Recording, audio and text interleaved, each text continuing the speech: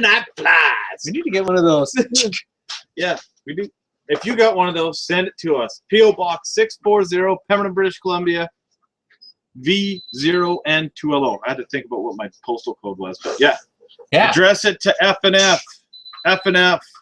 That's right. All Friday Night Flies. Take one. Take one. That's right. But hey, we're live, so it doesn't really matter. Take one. It's just an we only feature. do one take. That's right. So what do we got here tonight? So it's Friday Night Flies. I'm Boulder. Welcome back again. We're sitting a couple weeks into June here, June 12th. That's right. Looking over at the calendar. We've had a pretty awesome week. Summer's kicking. Oh yeah, we've been heli fishing. Heli fishing. If you don't know what heli fishing is, that's just put helicopter. We just abbreviated helicopter, made it heli. So add helicopters and fishing together, you get a pretty awesome experience. Oh man, unbelievable! Yeah, unbelievable. Yeah, you wouldn't like it. No, definitely wouldn't. Definitely don't book a tour heli fishing. Yeah, that's right. Pemberton Fish Finder. Yeah, we talk trout. That's right. As usual, we're here at Spud Valley Sporting Goods, circling 80 Birch Street in downtown Pemberton, just up the road from Whistler. And yeah, I'm Boulder. We're back again. I'm kind of stuck on tying nymphs right now. Because you're fishing the damn things every day. Especially ones that look like stoneflies. So tonight I have a whole series of them. But that's what's fishing, and that's what we tie. We tie what we're fishing. That's right. And yeah, so Let's go down. We'll go down. And basically I've been just tweaking patterns and tweaking patterns and tweaking patterns. Give it a roll, man. And this one is taking a little bit of a notes from the famous Birkenhead Benny. Yeah, I was out fishing with him this week. Learned a lot from him, and we were nailing things. That's the thing with fly fishing is you're always learning. Oh, no matter what, man. Even if you figured out that river, it's going to change on you. Every season it changes. No matter how good you fresh think you it are, changes. You're always going to find someone that has that inside scoop. Yeah. So yeah. So I came up with this one this week. I've been working on it pretty. You got a couple variations of that one too. Show them that green one. I really like that. I do have different colors that I've made it in. So I've been making it in a green, a brown, and this darker black and red. So there's the green. Oh, buggy. That thing looks alive. Yeah. So it's the same principle. We're just changing the color of the dubbing and the color of the ribbing, and probably the biots too. I went to a brown, but you can still use the black. Doesn't matter. So have fun and experiment. That's right. Once you figure out how to do this fly, so we'll get at her. We'll show you the magic right here. We were starting off with a size 10 nymph hook. This is not an extended shaft, it's just a regular old one, which is unlike a lot of my stoneflies. I'll do them on 3x longs. And then we got our 532 bead, and also with the different colors then I start changing the beads. So the green ones I like to use the gold, on the brown ones I like to use copper, just trying to match the overall look of the fly. So we got that on there. We're going to weight it up. Yeah, there we go, with some lead. I'm going to get that onto the hook. And yeah, we were just, as well as heli fishing, we were at a trade show this week down in Whistler. So that was pretty fun, meeting all the Whistler people. Yeah, they're pretty friendly people. Not that we don't see them regularly, like we're all one and the same, but it was good to poke our head down in there. Well, we're there daily anyhow, so. Okay, so I'm getting this. I guess I can't hit this spinning on me. No. So I'm wrapping that lead up to just about where the hook tip of the hook, having some issues right off the gate here. I'm just going to reset that. There we go. And make sure that tags in there nice and tight so that I don't chafe my thread. So I'm going to just start this thread right behind.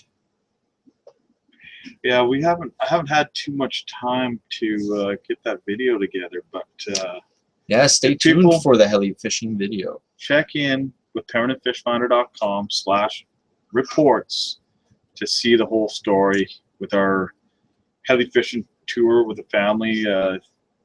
Mother was having her big 25th birthday. Yeah, 25th. We're not going to get. She definitely looks like she was 25. But yeah, what a way to take in your birthday with a little bit of cheesecake and a gourmet lunch up in the Alpine. That was one day to remember for sure. Yeah, it was pretty good.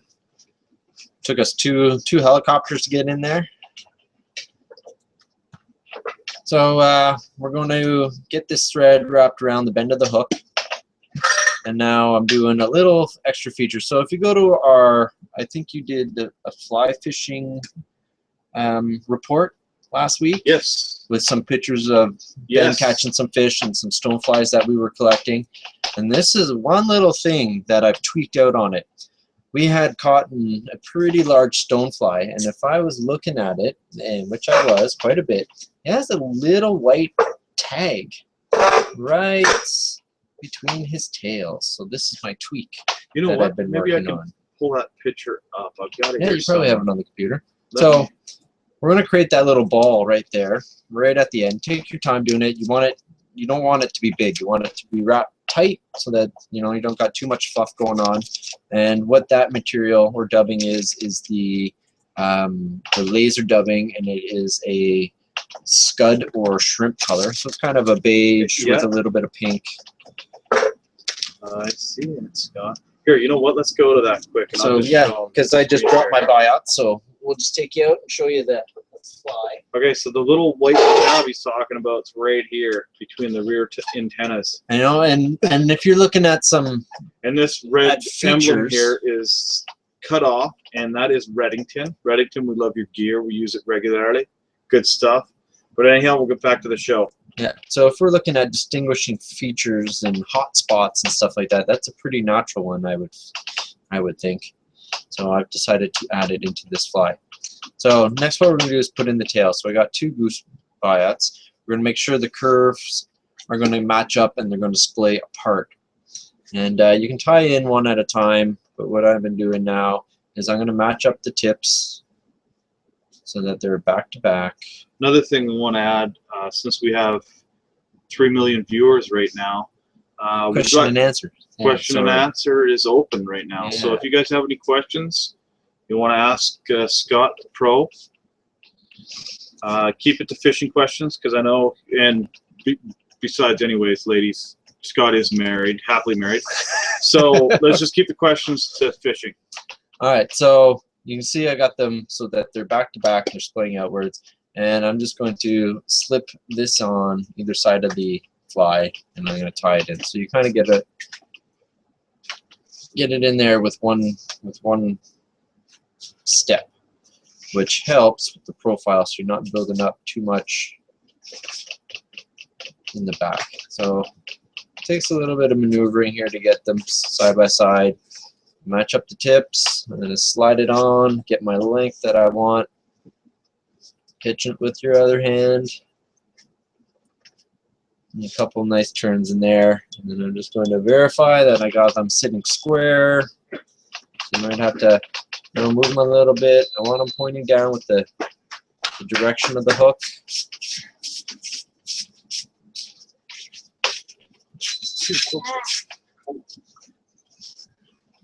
There we go. And then we're going to get off, or get rid of these tag ends. Yeah, I'll put her there. All right, so looking pretty. Next, what we're going to do is I'm just going to fill in this little gap between the lead and where I just tied the tails in, just even her off a little bit. Do we get that bar out of the metals?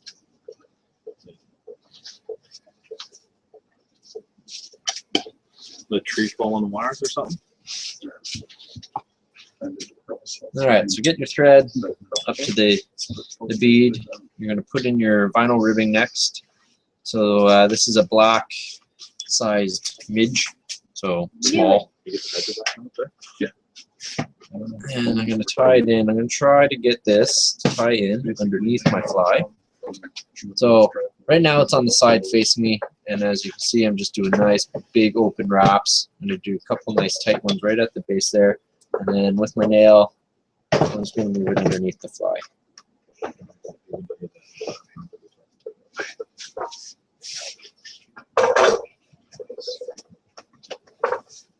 Alright, so now I don't know if you can see it, but it's directly underneath my fly. Yeah, black on black, hard to see. Yeah.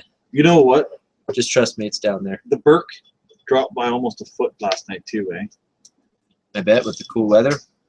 Well, Probably came down a little bit today too. I think it might be coming to an end here soon. Yeah. Refresh it. That'd be nice. All right, so now we are ready to do our dubbing. So I got a whole whack of laser dubbing here, and what I had done specifically for doing leeches is I've mixed up a bunch of black and red. So I bought a pack of black ice dubbing. It's ice, no, laser dubbing, and a pack of red dubbing of the same brand, and then I mixed them all together. So there's a couple ways you can do it. You can put it in a coffee blender, one of those little ones that buck up your coffee beans, and you pulse it, and it mixes it very well. Another way is you put it into a Ziploc bag, and if you go to a computer store, electronics store, they sell those aerosol cleaners for your keyboard and computer components. So you put everything in the Ziploc bag, zip it up, put the nozzle in, and spray. And the air pressure mixes it all up. Is that how you did it? I did it in my coffee machine. Oh, nice. So Next couple cups of coffee were kind of hairy, but these guys probably got a cup You of know coffee. everyone's gonna hear that. yeah, I know. It's all part of the show, reality. Yeah. So we're gonna build up this body here. So I start off pretty slim and then really start to dramatically increase the thickness. That in it. And the young lad you can hear in the background, that's my stunt double Wyatt. Yeah, stunt double Wyatt. Future fly fisher. Yeah, he's in training right now.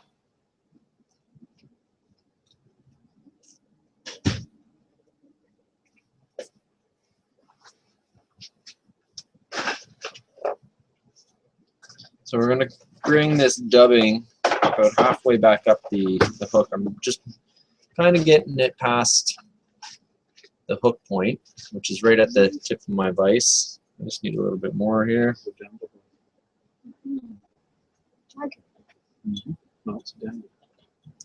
And when I'm using ribbing and wire and I'm getting these bigger flies that I'm building up with dubbing, I don't try to put too much on the dubbing line myself or on my thread, because once you go and do the rib up, if it's not dubbed in nice and tight, your rib just disappears.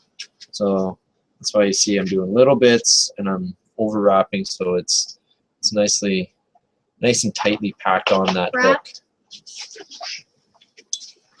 All right, so we're just past the hook, and I'm going to bring up my vinyl rib here. So 2, 3, 4, and 5. Nice even wraps going up. Trap it.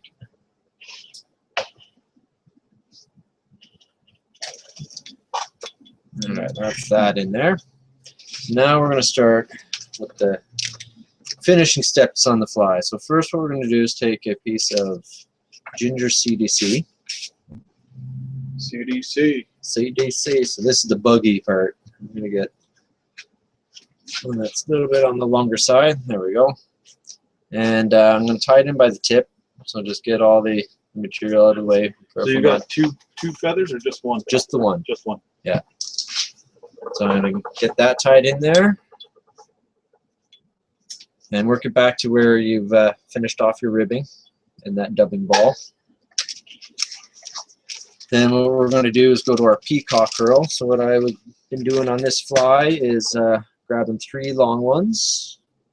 If you don't have really long ones, grab 6 short guys. Is that just natural? This is just the natural green Peacock Girl. So I got my tips together. I'm going to cut it in half. Pick up those 3 that you just took off. Get all those tips together. What I like doing is just nipping them, so now I know they're true. And I'm going to tie it in by those tips. Right on top of the fly there. Get it right back to where that dubbing ball all ended. Perfect. And the trick here is to really keep everything right on top of the fly. Now we're going to start with some of our legs. So we're going back to the black goose biot. 1, 2. And just like the tail, we're going to get them so that they are back to back, curving outwards. See if I can't make this a little more smooth. And just like the tail, so I got my 2 biots. Every time I show it on the camera, they slip. So I'm not going to show you this time. Just going to get them in there. Alright, so I got them measured up. Split your fly with them.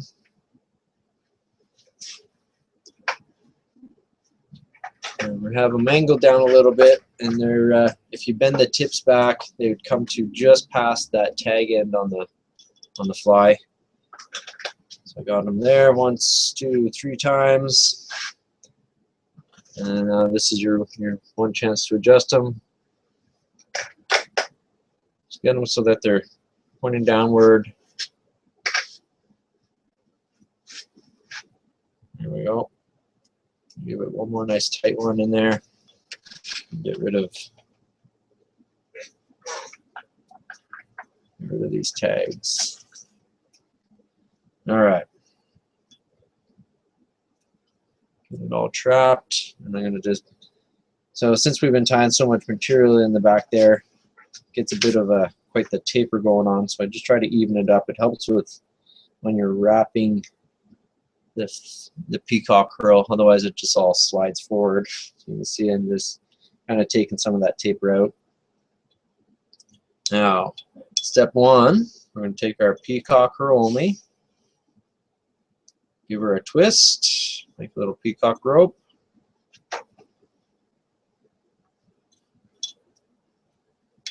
We're going to wrap up, and we're going to come to probably 1 or 2 wraps shy of filling it in all the way behind that bead. And now here's the important part. I'm going to trap them so that they stay right on top of my fly. So bring them forward away from you, trap it once, and then once you got that thread over, bring it back up and stand them straight up on top of the fly, because we are not done with them yet. So they need to be able to stay out of the way for your legs that are going to be going in. Now to make this thing really buggy, go into our CDC and our hackle pliers, and we're going to do just a couple of wraps in there, as much as the CDC lets you. It's not very long here. So once, I'm just loosely wrapping it up that peacock curl that we did. All right, so I got it trapped. 1, 2, and 3. Means I can get rid of. I'm just going to move the vise here, guys. Sorry, get rid of my tag end. So now we got something that's super buggy going on. Our last 2 legs.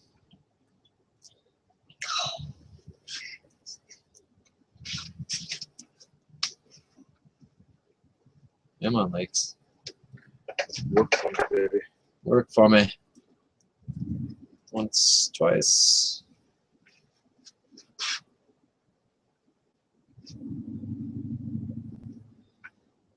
All right, let's get these back to back.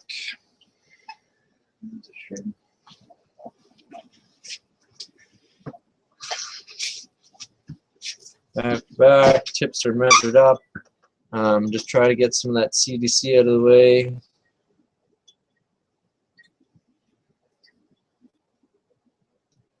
And slide those in. So these guys, you're going to trap them, and they're going to be just a little shorter than the first 2. So once you get them measured up, pinch them off with the other hand, and wrap it in behind that peacock curl you got standing straight up. And once again, this is your chance to make sure that they're angled in there proper. I like it, so I'm going to get rid of the tags.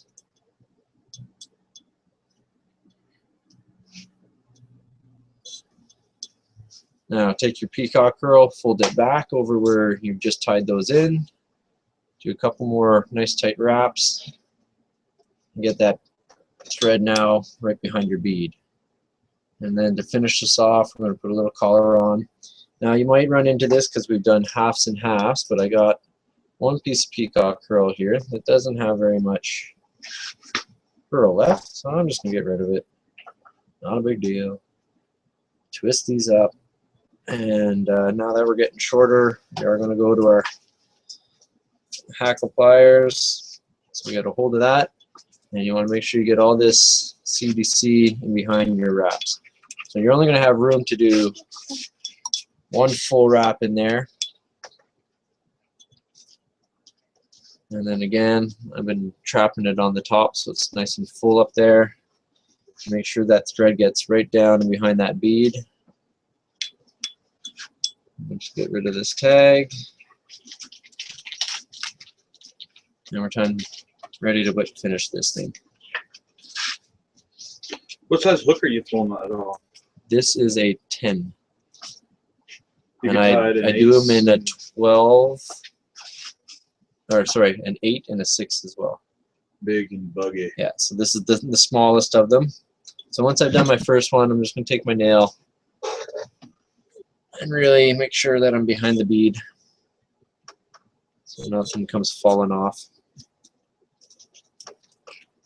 That was our first whip finish. And just a nice second one there for extra measure. And that is your Birken Bug. Birken Bug. Birken River Bug. So this thing is just dynamite. Those CDCs hold air. They really come down when they're wet and cover the fly. Magic.